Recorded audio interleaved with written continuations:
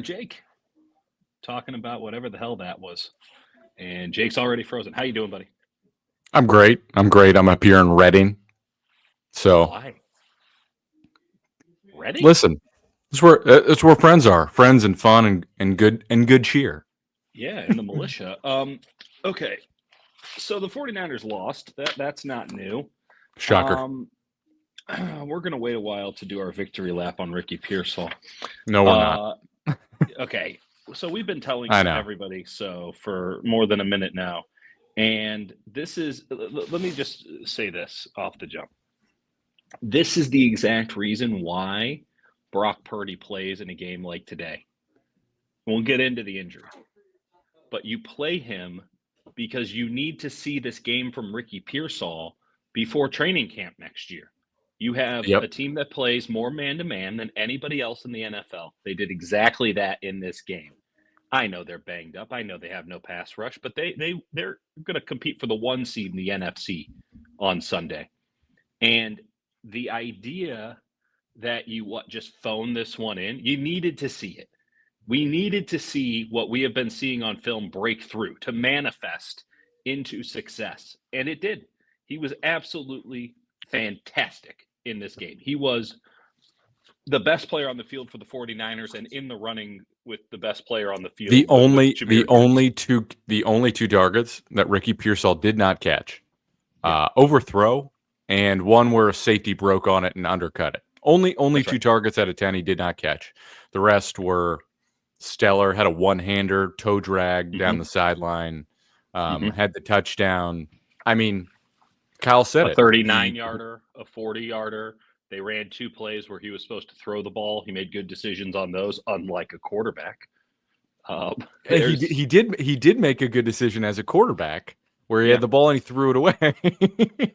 The dude's a player, and you can only see him get open so much before it starts to be a reflection of incompetence on the 49ers that they weren't able to get him the ball. And I'm glad to see, and this is a reflection of everybody, not just Pearsall. I'm glad to see that Brock and Kyle and this 49ers offensive staff went, we can beat man-to-man. We just have to make him the focal point. We got to cool it with the Juwan Jennings shit. They played Conley to start the game. We got to just stop pretending that Debo is anything here other than a gadget player. He needs to be – it's Kittle and Pearsall and Garendo when you play against man-to-man defenses. And guess what? It was Kittle, Pearsall, and Garendo today. And Brock Purdy throws for 377 yards, and they lose the game because he makes 2 very bad decisions. But because their kicker doesn't make a single kick, which, let's go for it. It's over. It's over. I actually do think there is. I think what's the point? I think what you do is you take him into training camp and you bring in someone else and you just kick it out. Yeah. And because here's the thing, like rookie kickers, young kickers are notoriously long to develop. That's tough. He looks like garbage, but he also came off an injury, a bad high ankle sprain that he came back probably too soon. Don't play. Stop. Correct. Stop. Like, why are you in this game? You're not serving yourself at all if you're Jake Moody. You've now missed your first extra point. You were horrendous on kickoffs. You botch your onside kick like nobody's business. It was unbelievable how bad. Let me just say, missed kicks. I'm like, rough. These are ugly. This is pretty hard to watch. The onside kick, I went, oh boy. Oh, but Mitch does that. Well, Mitch hasn't been around for a minute. Maybe you do a little extra practice. Just a thought. It's tough. So he did nothing with effect. And he's now missed 8 of his 18 field goals since he came back. This is not tenable, Jake. This is cut tomorrow, and they won't do it, and they shouldn't do it. But this is not functional. This is bad coaching to continuously run him out there as part of the sunk cost fallacy of, well, we use pick 99 on him. Well, you used pick 3 on Trey Lance. You had no problem admitting when you were wrong and moved off him. This guy isn't good. Let him figure it out somewhere else. Maybe. I Yeah, it's tough to go into next season and feel good about him as your kicker. I'm not gonna debate that. I'm just saying he was productive. He was shaky his rookie year, but he was productive. Yeah. He's got a good leg. He was the best kicker in that draft. I mean, drafting him in the 3rd round, I was for it. Yeah. Many people Me too. disagreed, but I mean, listen, he's probably going to go somewhere else and be successful, or he sucks, or he just outright sucks. But like this, I don't care what he does. Like he has to go from here because it'd be one thing if there was ever evidence that being pick 99 provided you some upside that no other kicker that you can pick off the street Yeah, has. And yet when Matthew Wright comes in, he looks just as good, if not better. You know, yeah, like it. and he doesn't look good. No, none of these guys are prime Justin Tucker or Harrison Butker, but like the idea that a Chase McLaughlin or who's the kid who missed the field goal the other day for the Bengals out of Memphis? Doesn't Cade matter. York. Cade York missed one, and then was it Atlanta? Yeah, Atlanta's field goal kicker came up like way short the other night. Like, oh yeah, pick number 99 in the draft looks like every other street free agent kicker. Every one of them. Yeah, that's fair. No debate there. Meanwhile, the 2 best kickers in the league right now are former soccer players who are trying it on a whim in Bates, who I think there's something up with Bates. He was stretching out all funky and stuff, but like he was playing for the Michigan Panthers of the UFL. You've never lied down on a softball to roll something out? I have. No, I absolutely have. But I mean, it would explain why I wouldn't be good at kicking because he did not have a good game. He missed an extra point. And, yeah. I'll just say for the broadcast, I've hit a 50-yarder before. I had the wind at my back, but yeah. I'm just saying, if like anyone can physically hit a 50-yarder, it doesn't bode well if the guy you drafted 99th overall is going push, pull, panic, where you go, oh, he clearly just overcorrected there. Yeah. That's I don't understand that if this is not the kind of game that loses you your job, like what kind of compromising photos do you have? Like there's no kicker that can survive this. If Justin Tucker was on a stretch where he missed 8 of his last 18 kicks. He was in a pretty bad stretch this year. But he was never this bad. Never. And that he couldn't get kickoffs to the 10. And by the way, not on purpose. Just couldn't get him there. And then not a lot of practice on onside kicks, but does it so poorly that it's now a laughable moment in the 49ers season. And then, what else? Miss an extra point? At least the one thing you can count on with Jake Moody is he's always make his extra points. It's done. It's done. It's over. He wasn't even the best kicker in camp this year. Vizcaino was. You watch him and you're like, oh, this guy's pretty good. That should have been the red flag of, oh, no, we've made a mistake. We better move off this before it gets worse. And then it got worse. We're talking about not good. My only excuse for him is the injury if he's not right. And yeah. I think that's why you bring him in camp, because you're already paying for him. There's no reason, I think, to cut him now with 1 week to go. You say, all right, let him get health. You give him a shot against Arizona because honestly, you're kind of hoping that he does the same thing again. Better draft pick. Maybe you can take a kicker now.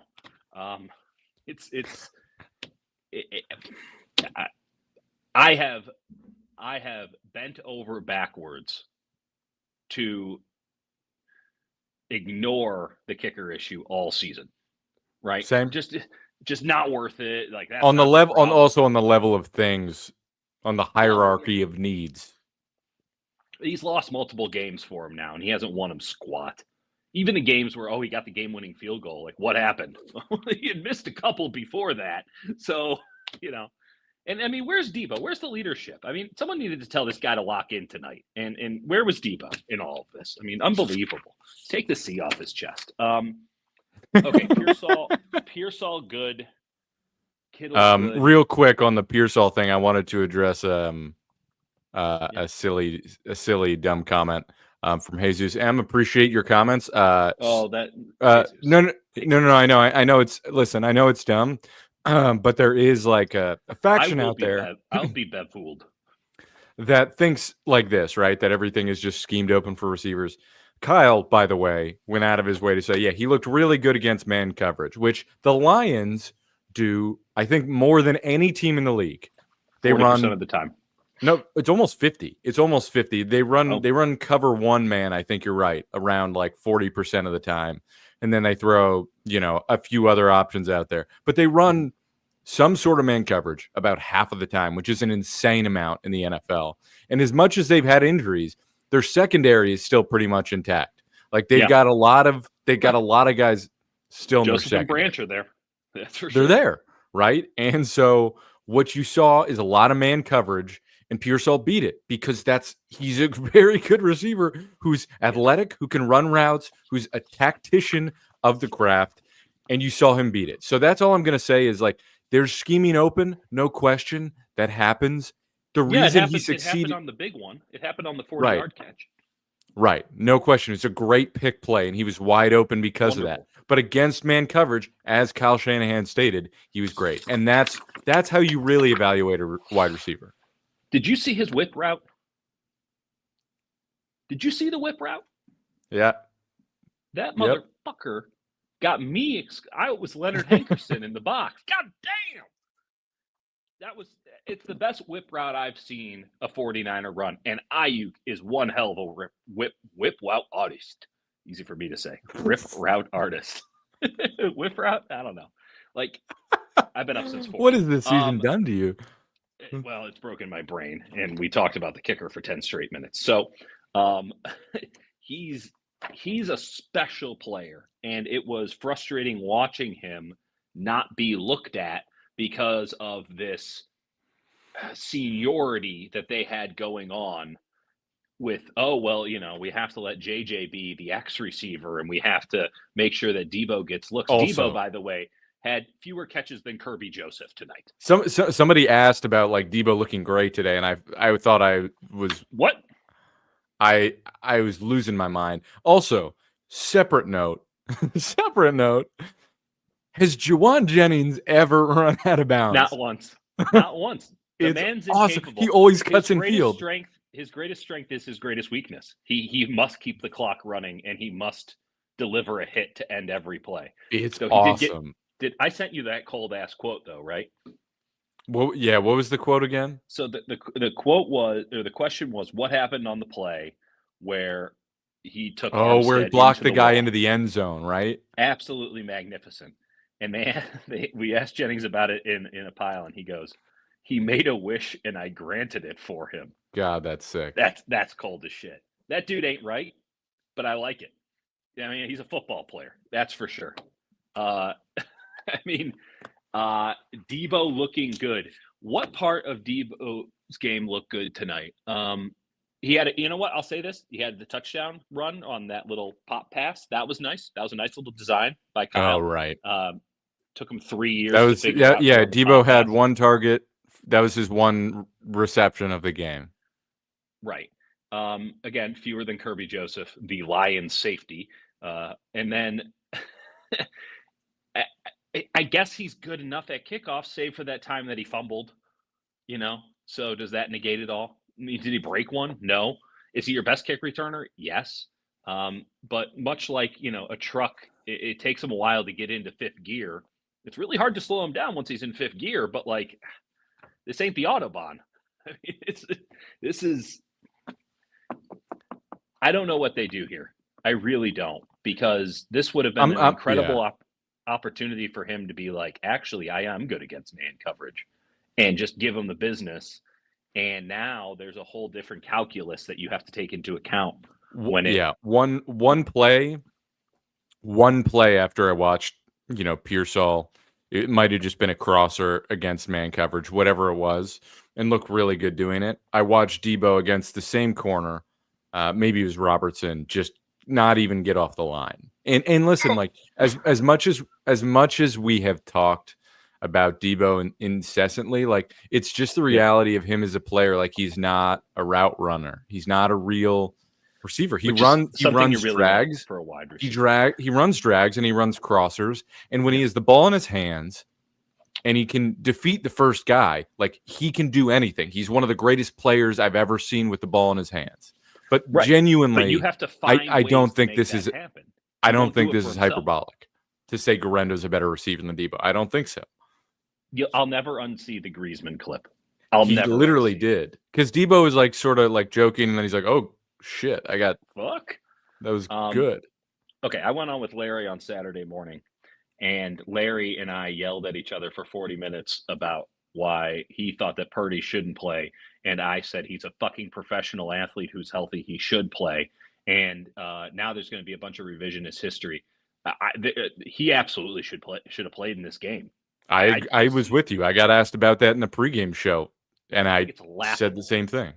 You know what? This is man coverage. This is a man coverage defense that you haven't been able to beat all year. Right. This was your opportunity to show that you can do it. And by the way, you did until you didn't. But so I don't know what we really learned, except for a lot of data points. Here we go. Choose which ones matter. And by the way, it doesn't seem like, I mean, we'll find out tomorrow, but I got no indication at all, just being around Brock a little bit after the game and listening to the guys talk. Like, I get no indication that this is a serious injury that's going to put in any way jeopardy next year. Could be wrong come tomorrow. MRI tells the story. He's not going to play against Arizona. He probably shouldn't have played against Arizona, because that's a game where neither team wants to win. So don't. I swear to God, if Drake Nugent doesn't play in that game, I'm going to lose my mind. Can I just quickly note, why the fuck would you play Brandon Allen with a broken finger over Josh Dobbs? How is that? Hey, listen, to be clear, the broken finger's on the other hand, but a broken finger. It doesn't matter what. I don't care if it's on his toe. Like, conservatism. What are you doing? Conservatism for the sake of protecting the scheme and the same is the same, right? The same is the same, right? There we go. I mean, so I'm not. I don't think that the Brock thing. Yell into the void all you want. I ain't going to see it. I don't think that this is actually an issue. If it does turn out to be an issue, I change my opinion 0% that he should have been playing in this game, because I needed to see him cook against man coverage. And I'm with you. You haven't played a lot of games with this rookie receiver that you need to have a connection with going into the season, because the receiver you paid a bunch of money to is coming back from a gnarly knee injury where I think it was ACL, MCL, like maybe PCL. Like it was serious, right? So Ayuk had to go through that. Your other guy, Debo, you don't know if you're even going to keep him. And then it's Juwan Jennings, who's really just a slot receiver.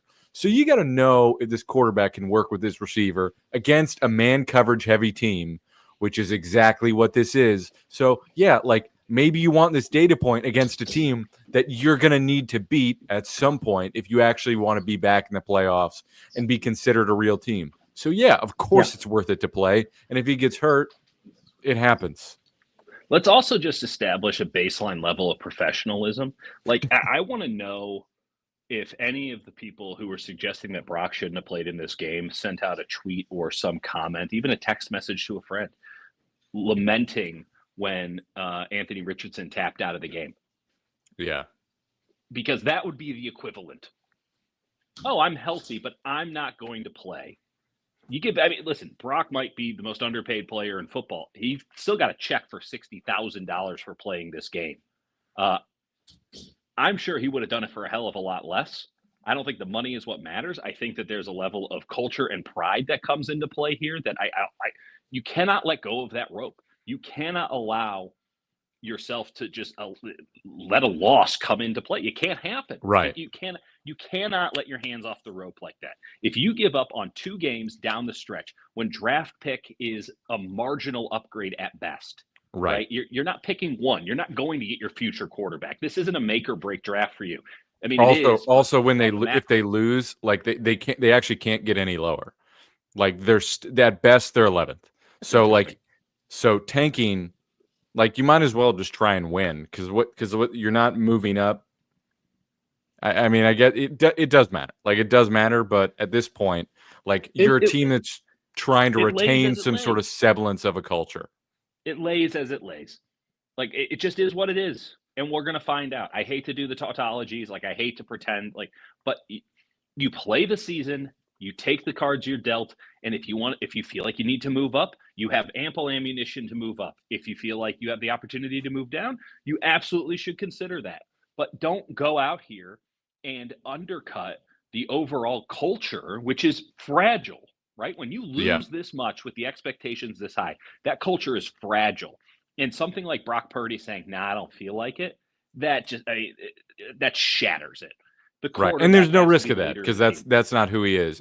Just want to briefly, thanks, shout out Iman Yeah, Report for the donation. Yeah, I mean, listen, like this is part of what it comes down to, and I don't think that Shanahan and Lynch necessarily operate in the same way. But mm, at the end of the day, coaching and operating a team is an act of self-preservation and the act of like what preserves you and lets you continue to operate and run this organization. sure. What's the best route for that is paying Brock Purdy because you know what he is. He understands the system. And does he have flaws? Yeah. I think the first interception was probably worse than the second one. Yeah, I think that was pretty sweet by Kirby Joseph. it was. And Brock locked in on it. Definitely stuff to criticize there. But that's like scheme and understanding and a great player making a great play. Like they're going to pay Brock. That's just the reality. 100%. 100%. The question Yeah. is how much. And today, I Thanks, don't Hugh. think Looking great, by the way. You look outstanding. magnificent. Um, yeah. Uh, I'm sorry. I Thank don't you. want. Yeah. They're You look paying wonderful. Brock. It's happening. The question is, are they going to set the market with him, or can they negotiate it down? The question is how much guaranteed money it is. And here's I'll throw two things out. One, uh, Jared Goff.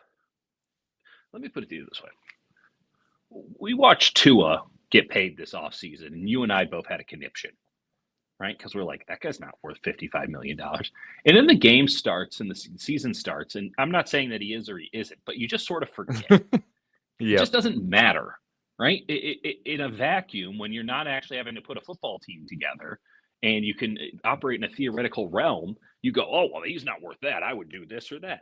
But then you actually have to put a football team on the field, and you're like, and how much did the quarterback cost? I don't care. I need a quarterback. Like By the way, the alter the Dolphins can cut to it in 2026 and save correct. $31 million. And by the way, that is not abnormal in the least bit. Most of these quarterback contracts are easy outs, like Dude, really easy outs. this is the reality. I said it. I went on Willard and Dibbs in the pregame show, and they asked me about Brock's money. And the reality is, there's different ways to do it. You can set it up like Tua's, you can set it up like Jordan Love's. Whatever it is, the reality is the quarterback is not making $65 million. He's making No. more like 40. He's making more like 40 over a life of 2 to 4 years, depending on how much guaranteed, how long you lock it in. And then you have an insane figure like 80 million, or it's over 2 years and you got two $65 million years, whatever you need to do to bump up the AAV. But you're not getting that money, or the quarterback's playing so well, you go, all right, we're going to restructure and extend, and we'll guarantee some of that money, but not all of it. So in reality, Brock is going to get something more like $40 million over, let's say, 3 years. It's going to be mostly guaranteed. Whatever it is, that's really the number. Let me throw something at you here. So Jordan Love, who had one good Toyota-thon, and that's it, got a $220 million contract for $55 million a year, right? Next year, his guaranteed money is $11.9 million. The year after that, it's 10.4. That's it. None of this is prohibitive at all. And I would also like to note, like, that's on a quarterback who has nothing but young, cheap players around him. Meanwhile, Jalen Hurts out here, it stretches out a little bit longer. By the way, 2029, he has a void year that's worth 97 million on the cap. So that should Awesome. be, and they could just cut it. So that's fun. That's an all-timer by the Eagles. But like, didn't stop them from going out and signing a guy who rushed for 2,000 yards this year.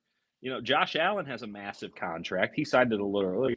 Jared Goff, 2 years, then they can get rid of him, get no guaranteed money after that. Trevor Lawrence, no guaranteed money after 27. Dak Prescott has no guaranteed salary after next year.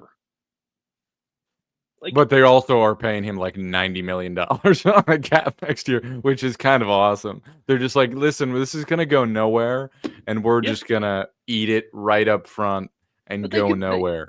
There's an easy way to restructure that. You throw it into a void year. You eat it at some point. Like it is literally 89.89 million against the Awesome. cap next year with a 150 million dead cap hit. But by the way, like Russell Wilson is getting, was it like an $80 million cap hit to go away for the Yeah. Broncos? They Yeah. just took it. They took an $80 million cap hit on a $250 million salary cap. And then this year, the Falcons, who Raheem Morris, just deer in the headlights, great defensive coordinator, not good at this whole job that he currently holds. Waited way too long to go to Penix, who looked awesome. I mean, rookie, but awesome. At least he could throw the ball. Kirk is just, you're watching every body part collapse into dust on the field. They're gonna cut him, and it's gonna cost him $60 million against the cap, and they're like, yeah, that's fine. That's fine. So what are we talking about? Yeah, and by the way, with free agency, the reality is, like, if you're paying a guy, say, $20 million a year, I'm not saying they're not going to go out and even do that. But if you go out and you get, like, this guy, Drew Dahlman, we're talking about, say it's $20 million. Love it, Drew Dahlman. It'll cost you. It was fantastic. It'll cost you $8 million next year. Probably double that the year after. And then the third year is like half guaranteed and you can cut. Like, that's how it works. Right. Let me throw a number here. So Jimmy, after 5 games, got the largest quarterback contract in the history of the NFL, which made it the largest contract in the history of the NFL. His first year, which was in fact the year that he tore his ACL in Kansas City week 3, his first year, he had a cap hit that was 21% of the salary cap. If Brock has a $62 million cap hit, which would be commensurate, I would argue, to his guaranteed money, if they were to just do it bang, bang, bang, that's every cap hit every year. That's 21% of the cap in 2025. I think 2026, which is when it would really kick in.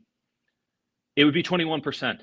So the idea that a quarterback isn't worth $62 million is merely just not understanding the inflation of salary cap year over year. And that's fair, because a lot of this is obscured behind all this bullshit of option bonuses and all this random stuff. And no one, understandably, really wants to take the time to look at it. And I'm not going to pretend I understand every option bonus and all these details. And we definitely get things wrong at times. But 100%. The reality is, it's the percentage of the salary cap that matters, and it keeps going up. And if you have a quarterback who understands your system and functions and is above average, which by just screw metrics, Brock is well above average. He makes some dumb mistakes. He's also overcompensating for a lot of things. And the offense has been a mess all year and has had poor schematic answers in key situations. They were rotating Heck and Pleasance. Listen, I told some people, the worst player I've seen. I got up here to Reading and I was telling people, I was got to watch this game and giving them a mini introduction. I was like, mention the name Austin Pleasance and Charlie Heck. I was like, do either of those sound like anything but Madden, just regen players? Year 7 of a Madden franchise. And I'm not trying to rip on these guys, but like, just could be any person ever. Yeah. And yet Brock threw for 377, and the play that got him injured wasn't because of them; it was because of Patrick Taylor. And the 2 interceptions had really nothing to do with the offensive line, in my estimation. So, yeah, I would like to note, per our friend Josh Dubow, Purdy down 1 score in the fourth quarter or overtime in his career, 41 for 72, 502 yards, 3 touchdowns, 7 interceptions, and a 53 passer rating. That is one of the all-time worst marks. Now, I think that has a lot to do with Kyle. Good. But it is not good because he puts it on himself. He's a bit of a swashbuckler. Yeah, Jimmy. By the way, Jimmy Garoppolo cost $37 million on the cap his first year. It's insane. Yeah, it was like 21% of the cap for Jimmy, and he didn't play. Yeah, 16%. How did Pleasance end up downfield on the Kittle catch? He didn't know the play. Pretty straightforward, actually. He just didn't know the play. Okay, Titus, been a huge Purdy fan, but all these fourth quarter picks have been rough. Can you offer a glass half full take on him, and what would you pay him after tonight? I'd pay him the market value, which is more than Dak Prescott, And the glass half full is that he just turned 25 years old, and he is a 25-year-old who has taken your team to a Super Bowl, albeit in ideal conditions. And this year has been anything but ideal conditions. And there have been moments when he has looked absolutely awesome. There is no perfect quarterback. Patrick Mahomes has had a statistically down year. Joe Burrow's been ripping it. The Bengals are barely fighting for the playoff spot. Like, maybe this year's Josh Allen is a perfect quarterback. If you keep on holding out for the perfect quarterback to come around, you're not going to have a job any longer in the NFL. Jared Goff is by no means a perfect quarterback. I can go through a million ways why I don't believe in Jared Goff. Tua is not a perfect quarterback by any stretch, but they're good enough, and you make it work because you know the alternative is a Brandon Allen. You know the alternative is a Skylar Thompson. Teddy Bridgewater, I think, just signed again. Teddy Bridgewater coached high school football all year. They just signed him. And they were literally like, hey, buddy, I know you're retired, but like whenever your season gets over, please, God, come back to us. $600,000. Yeah. And glass half full on Purdy's. I've said it before. Like, he's had the best relationship with Kyle of any quarterback Kyle has ever had with the 49ers. He has enough arm strength. He understands how the offense functions. He can make off-schedule plays.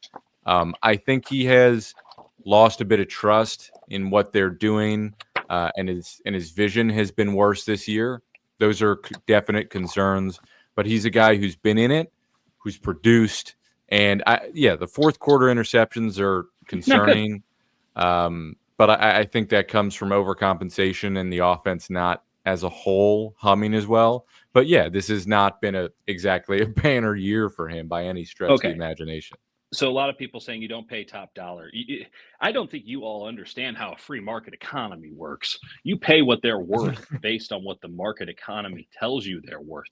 You don't pay premium for mid. I have some terrible news for you on how quarterback contracts work. They're not directly commensurate. There's not an arbiter who hands out the quarterback contracts. It's called a marketplace, and you will get paid whatever you're worth. Kirk Cousins became a free agent coming off a torn Achilles at age 36. He got $100 million guaranteed. Like, Dak Prescott, perhaps the definition of mid in the NFL, is the highest paid player in the league. Right behind him is Trevor Lawrence. Right after him is Jordan Love, who, again, has had one good Toyota-thon in his career when he got that contract. Then it's Joe Burrow, who is sick. He's pretty awesome. We all agree Joe Burrow's good. Yeah. Tua is right after him. Then there's Jared Goff. Then there's Justin Herbert, who I'm a big fan of, but is somewhat of a divisive player. Certainly a caliber higher than Purdy, without a question, even though Purdy has more playoff wins. Then there's Lamar, who looking forward to this year's playoffs to see how Lamar decides to completely implode in those games. I mean, one of the greatest players of all time, just a confounding quarterback. And then Jalen Hurts, who pretty much did the exact same thing as Brock Purdy, did he not? Is this not the exact same? Right. And the counter is that all these quarterbacks are overpaid, which, yeah, they're all overpaid, but that's what the market is. And your option is to say, all right, we're going to move on with Brock. We're going to get rid of Brock Purdy, and we're going to go into the void. And what? You're going to pay Chase. Literally. No, you're going to pay Sam Darnold. You're going to pay Sam Darnold roughly the same amount of money. $45 million for Sam Darnold, probably. I mean, everyone, his franchise tag is this. Yeah, but you don't have his franchise tag. You have to buy him on the open market. Right. And listen, yeah, you do have the option to say, all right, we're not going to do this, and we're going to try and moneyball it. We're going to try and draft a quarterback and go super cheap. Sure. You can try that. But if your quarterback can't function, you're dead from day one. The Cleveland Browns literally hired the inventor of Moneyball to run their front office. And within a few years, they handed Deshaun Watson the worst contract in NFL history. Okay? So the idea that you can Moneyball it, let me know how that works out for you. You and I would both be totally dorked out on this, on someone going quarterback zero. That would be awesome. The experiment would be fascinating. It'd be exhausting, but fascinating. There is no option here. Unfortunately, folks, the most important position in professional sports gets paid quite a lot of money. And this is unbelievably dumb. I'm sorry. I'm not even gonna sugarcoat it anymore. You all need to be institutionalized. This offense would function with a $2 million Dobbs. Get out of here. That's this. Then why folks, would they play? did we watch Josh Dobbs last year? This is what Josh Dobbs does. He makes you think he's the greatest quarterback. Why is no one paying him? And then he throws 3 interceptions and gets benched for Nick Mullins. That's the reality. That's what happened last year. And feel free to go ahead and buy in. If Sam Darnold wants to bring Justin Jefferson and Jordan Addison and TJ Hawkinson with him, then I'm all in on and their offensive line. Yeah, and Kevin O'Connell can come too because he's a really good play. Like, bring them all on. Oh, like Aaron Jones, bring them on. I'll take the Vikings offense if that's what you're buying, but you're not. You're buying Sam Darnold, who, let's be honest, you're not actually watching the games. When you watch Sam Darnold play football, it is living on the edge, baby. Yeah, it's fun. It's exciting. And it's awesome. It's chaos. It's like the girl you can't really trust. The party girl. You're like, she's awesome, but I don't know. Every now and again, I feel like she can get us in some real trouble. And that's what you want to feel going into the playoffs. You want to feel that going into the playoffs. Hey, I'm not sure if our quarterback is going to implode our chances to win.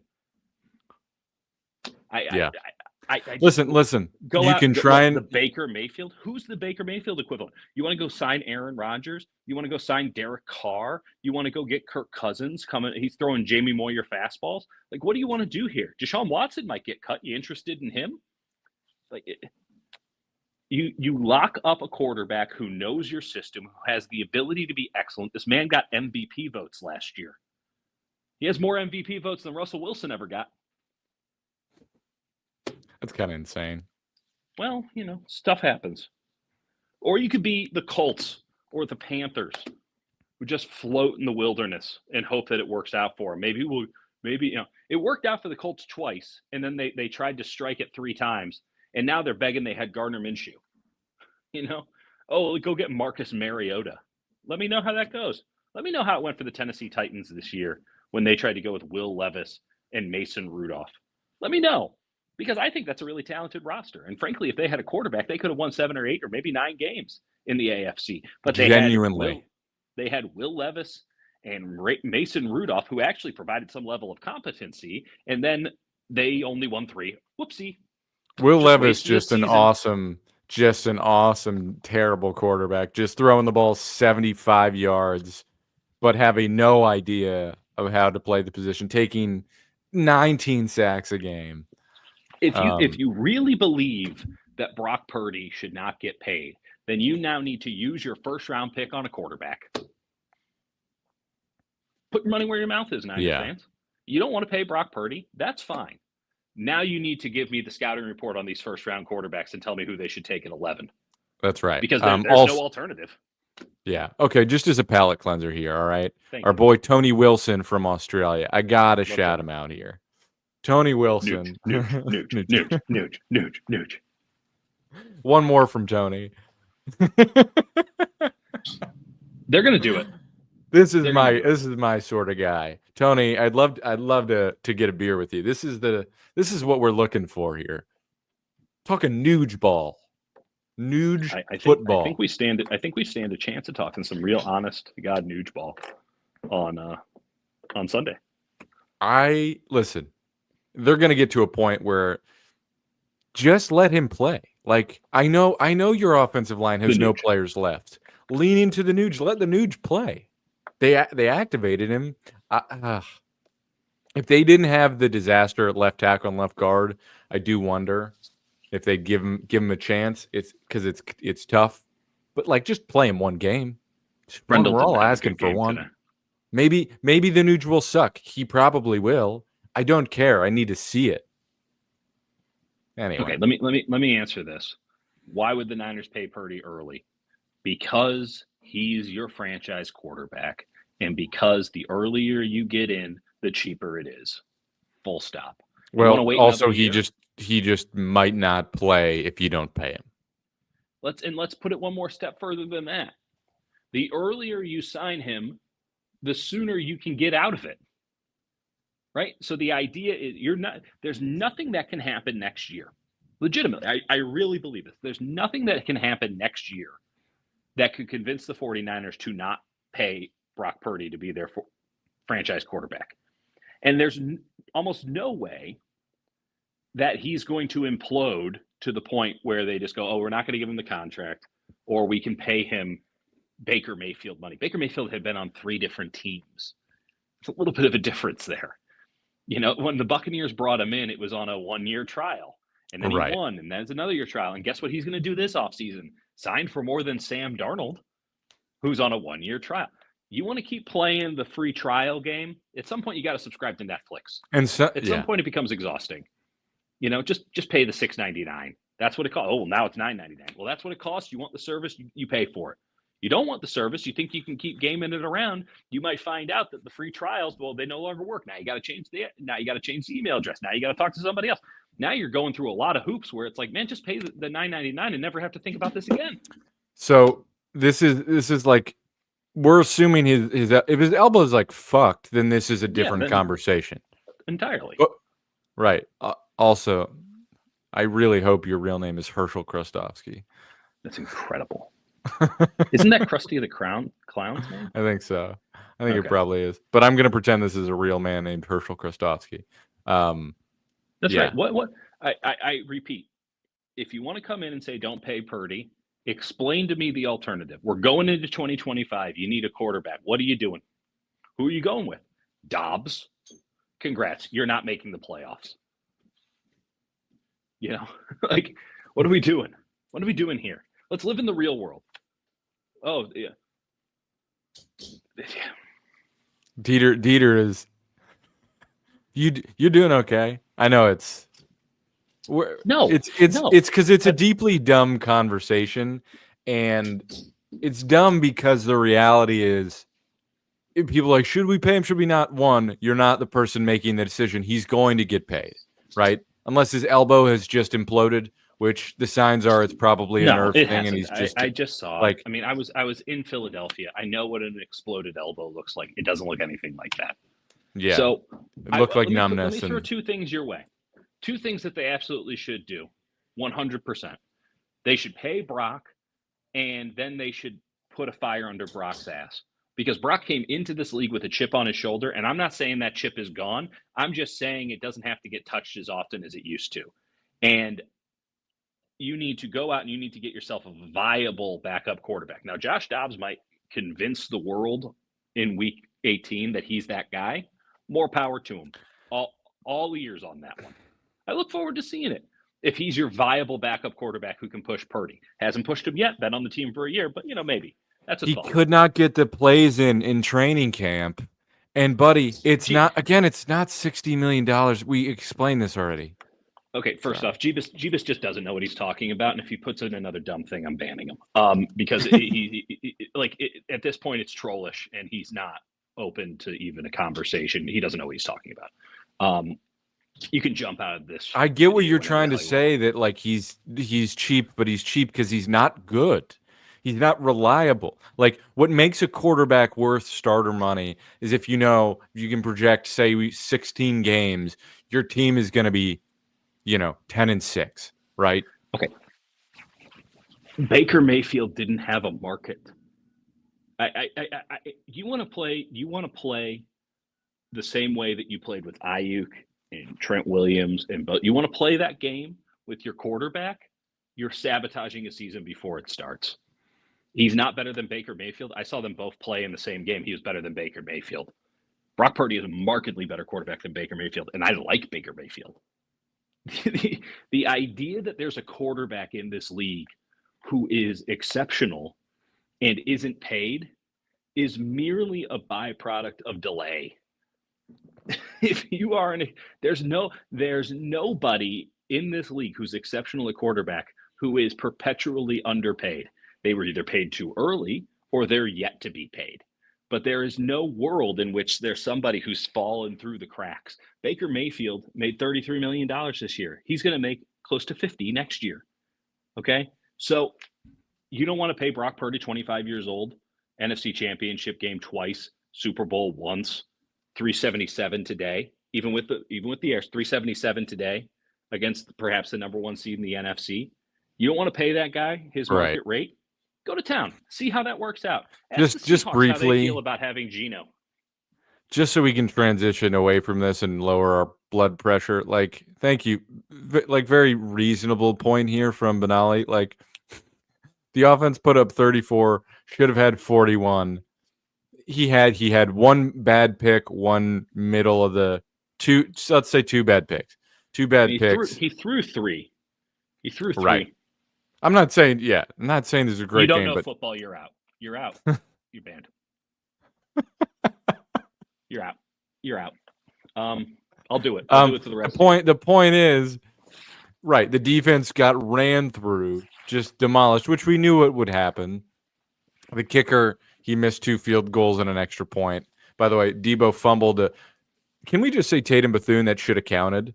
That him running the full length of the field with the ball that squeaked out should have counted as a touchdown? Sure. I mean, it didn't, and I don't think it should have. I thought the whole thing was a hot mess. The idea, this is now going to be used against Purdy. Having a good enough game or having 377 against that Lions defense doesn't matter. It does. You cannot keep moving the goalpost. Just say that you don't like the guy. Just say you don't like him. It's fine. We can all agree on that. That's a subjective thing. You don't like him. The idea that he's... just consider yourself lucky that you get to have this debate, right? Because you don't get to have it if you're the Jacksonville Jaguars or the Dallas Cowboys. You don't get to have this debate if you're those teams. You just have to sign the guy because you're desperate. And the idea that you have a... By the way, I imagine that all of the people right now who say don't pay Brock have said fire Kyle at some point in the last month. So apparently Kyle's a genius who can get it done with any quarterback, despite all the evidence against that. He drafted a guy 3rd overall, couldn't get it done with him. So either Kyle's a genius who any quarterback that he has automatically works, or Brock Purdy's really good. And that he has Juwan Jennings, who can't separate in man coverage. He has Deebo Samuel, who had fewer catches than the Detroit Lions safety today. He's going with his 6th-string running back at times. He had 2 gentlemen who were not on the team last week, alternating at left tackle today. On top of that, Nick Zakelj, his former roommate, who should have been cut 3 years ago, playing left guard. No, it's fine. It's fine. It's totally mentally incongruous, but you got it nailed, guys. Offer him 40. I hope this is the same kind of shit that I hear all the time with Giants fans and Warriors fans. Enjoy the bed that you're making for yourselves. I hope you get what you want. I hope you get what you want. Sam Darnold's missing his left tackle. What did the Vikings do? They went out and they got the Jaguars starting left tackle. They traded for one. Yeah, he lost the left tackle. Then they went and got him. Yeah. Either you have an operation that is so damn good that it doesn't need a quarterback, or Brock Purdy's in a situation where he couldn't win if he tried because of all the injuries this year. And apparently the head coach. Pick one or the other, but it can't be both the head coach and the quarterback are out. It can't be. One of them has to be good because this team was in overtime of the Super Bowl last year. What are we talking about? Right, and if they didn't have 2 offensive line protection breakdowns, they win it. Yeah. Or one. Probably. Amongst many other things, including the head coach making a complete boneheaded decision to correct. Do that. So trading Brock is something I'm willing to engage with. That's at least an interesting mental exercise. That's something there.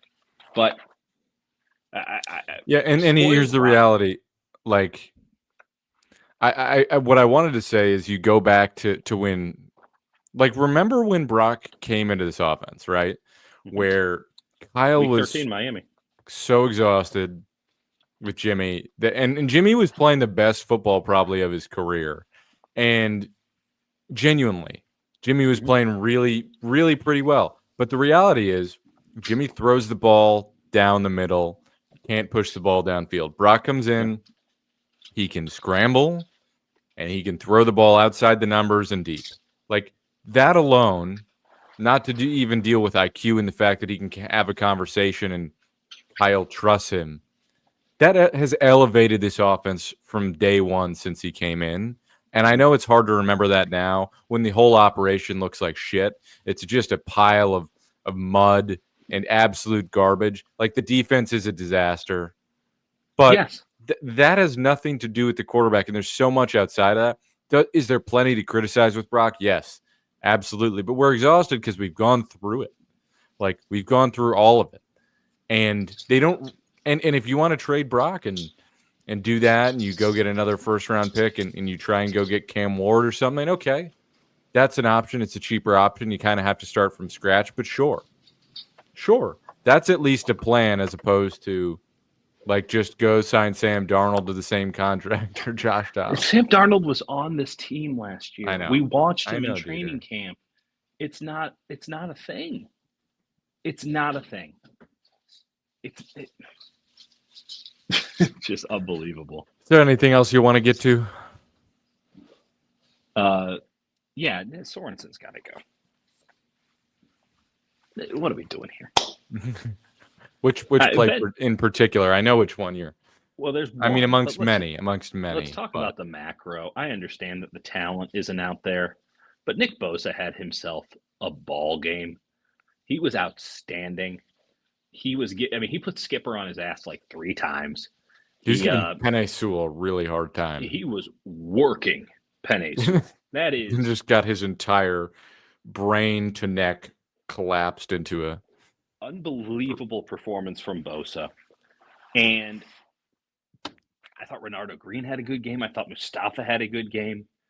I look at this defense and it's like, I thought Jalen Graham came in and gave him a little bit of something.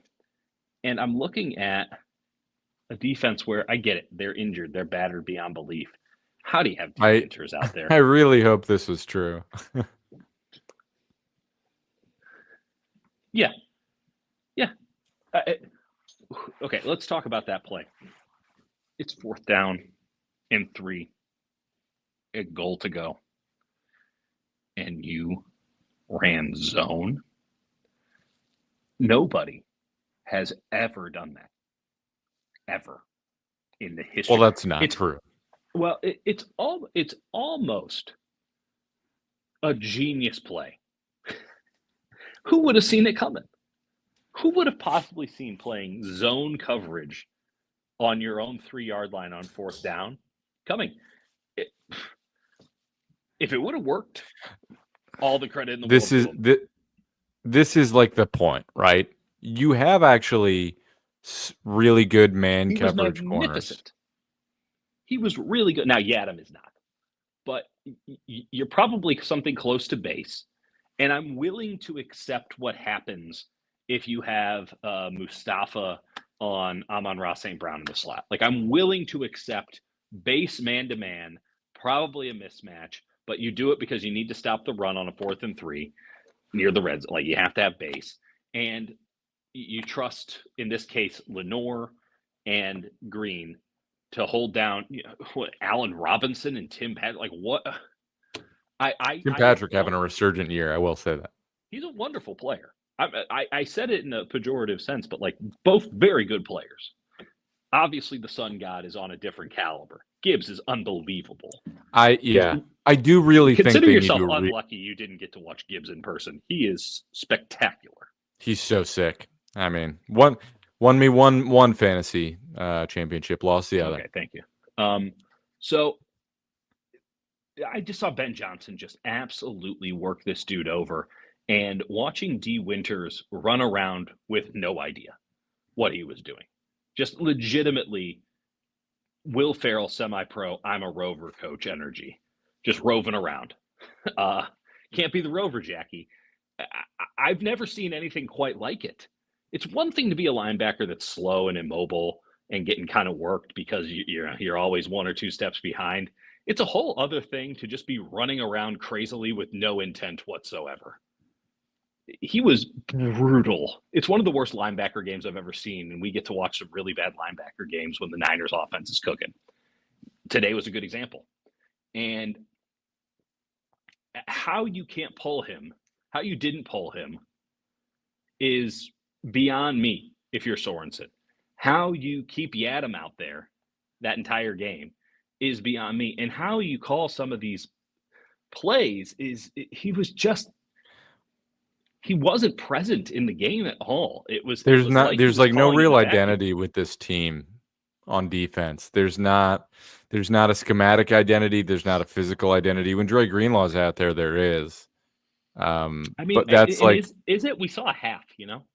that's what I mean. But like you're putting a lot on a guy who's coming back from an Achilles and couldn't make it through the rest of the season, which is understandable. Like they don't have the guys, and when you don't have the guys, like you look at the Arizona Cardinals. Like the Arizona Cardinals are a team who don't have the guys, and they straight up out schemed the 49ers early this year. Totally. And the 49ers, whether, you know, and listen, I've made this excuse that like Shanahan likes to keep it simple, whatever. If he had a good defensive coordinator that he really trusted to scheme it up, you'd let him do it. You'd let him do it. I think there's a lack of trust there in terms of, all right, what's the answer to this problem? That's what you're solving as a defensive coordinator, or you're being proactive and you're saying this is the problem we're going to present to them, which is what great defensive coordinators have done. Some mix and match, some versatility. Hey, we suck, but at least we're crazy. You know, like Todd Bowles is the greatest example of this season, right? Todd Bowles' defense is not good. They have Vita Vea and like nobody else, maybe a decent safety in Winfield. And what has Todd Bowles done? He has just said like, oh, we're just going to be lunatic people. We're going to just blitz and be crazy and do stuff. And like, we will get burned quite often, but we'll also get turnovers and picks. And Kyle's out here bemoaning the fact that this team can't get any turnovers. It's like, how the hell are they supposed to get a turnover? They drop into basic cover 3 or cover 4 every single time. They don't do anything. There's nothing interesting happening. Yeah. And meanwhile, they're getting cooked on it. Ben, I mean, that had to be the easiest day in the office all time for Ben Johnson. They could have run the same play 20 times in a row. Hey, Jameer, just go to the flat. It was just easy pickings. I mean, the hook and ladder couldn't have worked easier. It was laughable. And Fred Warner doesn't stand a chance. And Nick Bosa's out here doing some incredible stuff. And I thought, you know, Gross Matos had a decent game and Okwonu had an up and down game. Malik Collins has turned in one underwhelming performance. And I don't think the expectations were high. And he's their best defensive tackle. Like Elliott had about 3 or 4 really good snaps in the first quarter, maybe first half, and then just turned into a hinge again. It was just unbelievable. There's defensive tackle. You need like 4 reinforcements, and that's concerning because they've spent a lot of money there. I think they have a misunderstanding of what defensive tackles need to do. Quite honestly, I'm going to be aggressive about the front office. Yeah. The way they approached this season at defensive tackle was a joke. Like we said it from the start. Like we tried to get them some deference here. Get a 2-gapper, just one. But you had Javon Hargrave and Malik Collins. Okay, if you're going to pressure the quarterback all the time, like it's 1982, like I don't know what you're talking about. You don't have guys that are 2-gappers that can hold up against the run. You don't have physical at the point of attack. Malik Collins has that physicality at times. He's inconsistent. He's also asked to do a million things at the age of 30. Like you don't. He ain't got it anymore. I mean, Jordan Elliott occasionally shows it, but like for the most part, like he's driving upfield and not involved in the play. Like, and he gets very easily turned away from it. You can have those defensive tackles, but then you need to have 2 elite defensive ends and 2 elite linebackers. Well, they don't have that. They have 1 of each. So then, okay, you don't have that. So what do? Well, now we're going to need to go and get defensive tackles. Oh, well, Dre Greenlaw, you got 1 half of it. And that's about all you're probably going to get. I mean, Dieter, just banking on him is ridiculous. I will say, because somebody's brought this up a million times, what this game does, by the way, is it locks up the 49ers finish in 4th. Do you want to know who their opponents next year will be? Sure. So outside of the NFC West, you have the Atlanta Falcons, Carolina Panthers, Jacksonville Jaguars, Tennessee Titans, Chicago Bears at home. On the road, Texans, Colts, Saints, Bucks, Giants, Browns. So that's an extraordinarily favorable schedule, even if those teams have massive upgrades. That's a lot of the South and some weak teams. They should definitely fuck around with their quarterback and sabotage the season.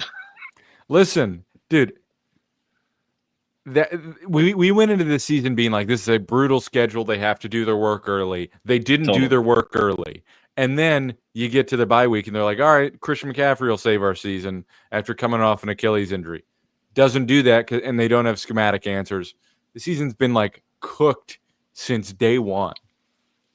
And the idea that everything is happened as we predicted. They set it up.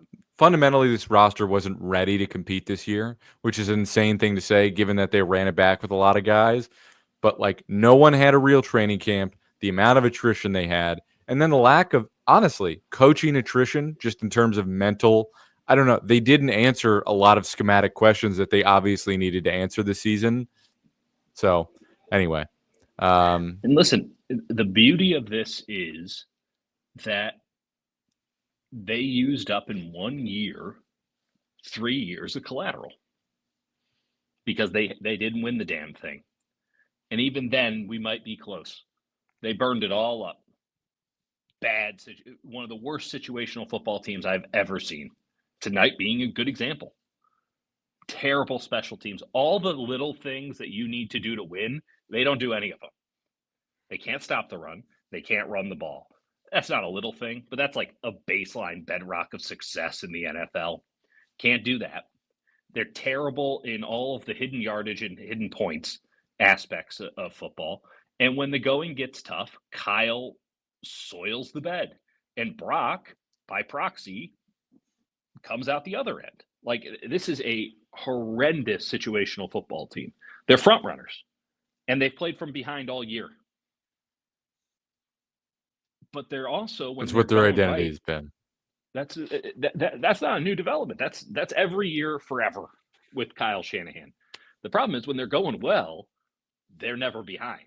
Because when they're going well, they're that much better than everybody else. Now, maybe that has changed. Maybe the rest of the league has caught up. I'm willing to see it out. Yep. I'm willing to give it a shot. I think you just fundamentally, you have to be more physical at the point of attack with both of your fronts. Start from there. You have a full offseason with guys who are not playing this whole next month. You're getting a lot of rest. You're still an old roster, but the amount of wear and tear that you're avoiding is substantial. A lot of these guys that held out, you're avoiding that. Like, if you get Brock done, your main thing is locked up. Maybe you have to do some stuff with Kittle and whatever. Though he's going to figure it out. He'll be in camp. Like, you have your answers on the roster at a lot of key positions. You also don't have a lot of answers at key positions, but you can go in and say, all right, we need defensive tackle. We need interior offensive line. We're going to get more physical. We're going to get younger. We're going to get more athletic. Totally. And who cares? We're going to stack up at wide receiver and running back and spend, a few of those picks because there's attrition and wear and tear there, and maybe we'll whiff. But they're looking pretty sweet. They're looking pretty sweet at a couple of spots. I love the possibility of a Christian McCaffrey-Guerrero backfield next year. Mason, who knows? Like, that sounds pretty sweet to me. Yeah. I like the possibility of Ayuk coming back, getting some, getting a window to come back, not getting rushed back, getting to come back when he feels comfortable, giving him the best opportunity to make an impact upon return. Because we always talk about guys coming off the ACL. It's the year after the year that they really get back. Having him and Pearsall in the same offense. Getting him, McCaffrey, and Pearsall on the same offense. I want you to play man-to-man. Kittle? Yeah. Suddenly, the thing that we couldn't do becomes a strength. And now, guess what? You get to play zone. And I don't know if Debo's going to be there or not, but, like, I can tell you Juwan Jennings is pretty good against zone. And I can tell you that anyone who's good against man is also good against zone. Like, that's the easy part. Yeah. Last thing I will say. Fast on defense. Get young and fast on defense, and get to the point where you can rotate your defensive line again. Because even if you're not going to commit to a tactical change on the defensive front, you have to have the bodies commensurate to the system you run. And what made the 49ers excellent, even running, I believe, a fundamentally flawed defensive front, is that they would rotate dudes through so that they were fresh as hell in the fourth quarter. They were ahead. They could tee up. They could pin their ears back. Yeah. Right? Like that's the difference. Why is this the worst fourth quarter defense in football? It's pretty obvious because their defensive lines are tired. Their defense is tired because they don't have. It's hard to play defense. You're chasing people around. It's exhausting. Yeah. I'd actually feel decent about this team going into next year. 100%. I don't. We're going to bring it down a little bit from Super Bowl, but this is the same situation the Eagles were in last year. I know that the Eagles had a better year before it all fell apart extremely fast for them, thanks to Deebo Samuel. Like, I get it, but coming out of last year, oh man, did we mess up by paying Jalen Hurts? And I don't know. This team will have the money to pay Purdy, to pay other players, right? Because it's all 1-year deals or a year and a half deals. They'll be fine. The cap keeps going up and saving them from themselves. This is not a Saints situation. And yes, I do think they need to make massive changes, or at least bring in more people on the offensive and defensive lines. No question about it. And they need augmentation, if not upgrades, at other spots. I don't have full trust that they'll get it done right, but they get the opportunity to do it. Yep. And when you're good enough, did a good job on this draft. Yeah. I'm with you. So I'm with you. They did a good job on this draft. That was with a lot of the brain trust gone. So whomever's filled in those gaps did a good job and helped John Lynch. And John Lynch has more power now than he ever did. Like, they get an opportunity to do it again. And if you get back-to-back good drafts, or if you put in a great one there, you have a very different ball team. The only thing I would ask them to do is, please, God, draft a backup tight end who is not utter and complete garbage. Did you see Brock Wright today for the Lions? He was fantastic. Do you remember what they did? They tried to go get him. Yeah, they tried to go get him in the Lions match. The Lions match the RFA for a backup tight end. And you know what? Watching him today, I went, that would have been a good buy. He was a pretty good player right there. That's exactly what they needed. So we'll have ample time to talk about it because the season has no meaning anymore. I'm not talking Josh Dobbs all week, Jake. We're going to start draft shit. I refuse. Now. We're going to get into it. We're going to get into it. I got to get back from Reading, but we'll get into it, folks. I got to go home. I got radio at 6 a.m. I still got to write a column. My wife is texting me. This is great. I really enjoyed this, Jake. I really enjoyed this time with you yelling about Brock Purdy's contract. I'm absolutely clipping that. I'm just done. I'm done with this football team. I so look forward. I can't believe I'm saying this. They've broken the most cynical man in sports media. I love that. That's a special moment. It's a special moment. I'm looking forward to some optimism. I need some hope in my life again. You got it. I'm a glass half full guy now. It'll get better. It'll get better. Thank you, folks. Or not. And that will be fun, but we'll have something interesting to talk about. It's better than Jonathan Kuminga talk. It is pretty bad. It's pretty bleak. Anyway, go Sharks. On that note, folks, we're going to wrap. Appreciate all of you genuinely. Keep it up. We're going to get weirder, and we'll have draft stuff coming. We'll figure out what the plan is with that. I don't even think we're going to get weirder. I think we're going to get really serious. I think we're going to start morphing into McShay and Kuiper just slowly. God. You think about this guy, 375 going into this. This guy's built like 3 pieces of meatballs, but he plays with a firecracker up his ass. Slowly turn into caricatures of ourselves, which is it's going to happen, and it's inevitable, and I'm okay with that. Anyway, we got to go. Bye. Appreciate you, folks.